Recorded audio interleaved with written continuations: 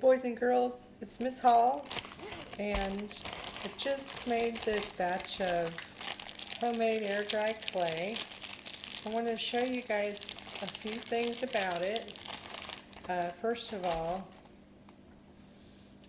once you make your dough, it's nice and stretchy like Play-Doh, kind of like cookie dough. So if it doesn't feel like that, then it could be either too dry and crumbly and not sticking together. All your little crumbs might be all over the counter like all of this was starting to do right here earlier. But anyway, I decided that the recipe didn't call for enough water, so I kept spraying my dough like that and mixing it and folding it and mixing it until it got about like this right here.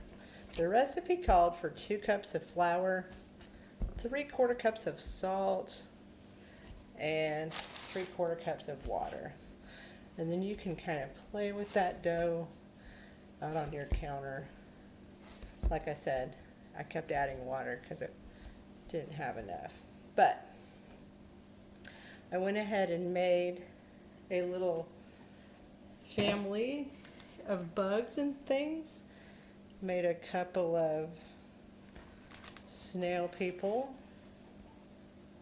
here.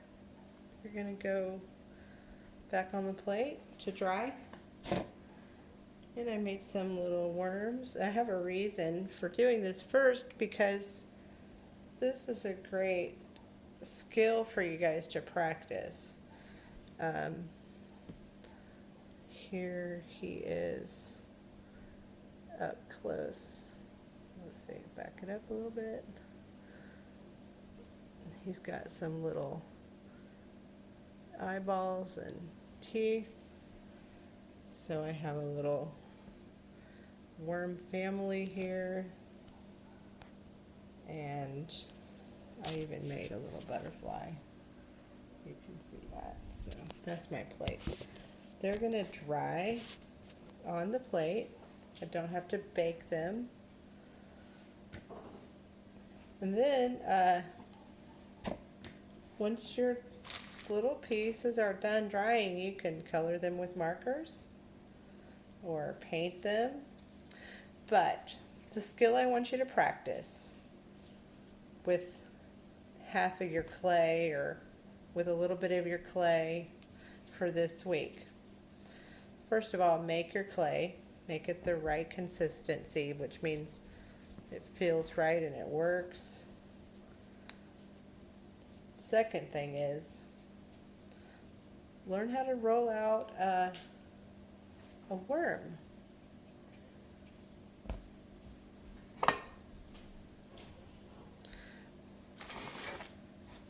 The real vocabulary word for this is making a coil.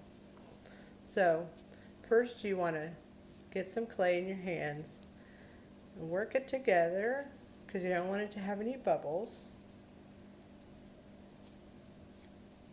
Now professional artists do this. So it's not just something that I think is just easy. I'm not going easy on you guys. But this is called rolling out a coil. And this is the first step in a lot of different projects. So if you can roll out a long, even tube like this, you could keep on going until it's super, super long. I don't even know how long this is going to get. But I can make it. I can keep going, keep pulling, starting in the middle, rolling, going back and oh, that's about as far as that clay can stretch. So we're learning about our clay. But I'll just keep working on this because this is a great starting point for a nice snail to add to my snail family. I think my snail family needs like a granddaddy snail. So we'll see about that. Okay. So I'm going to go ahead and pinch a little shape for some antenna to stick way up, because these guys have these little antennae that stick way out past their head or their eyeballs or something, or horns. But there you go. I'm going to add him to my family. So basically, take about half of that clay and keep it in a bag. Keep all of it in a bag if you're not going to use it, or in a Tupperware container, but keep some of it back, because I have another idea for a certain thing I want you to do with this another time. I'm going to tell you about that later. But first I want you to practice making coils. Make you some snakes or some worms or whatever you want. Carve out a heart. Maybe your thing that you make, if it's a animal, maybe he's wearing a hat. Or she. Maybe she's got hair. I know you guys are going to come up with all kind of ideas, so that's why I don't want to put too much into your head, because I want you to think of some stuff on your own. But if you can't think of anything, definitely make a bug family and take some pictures and show them to us on Seesaw. So, have fun.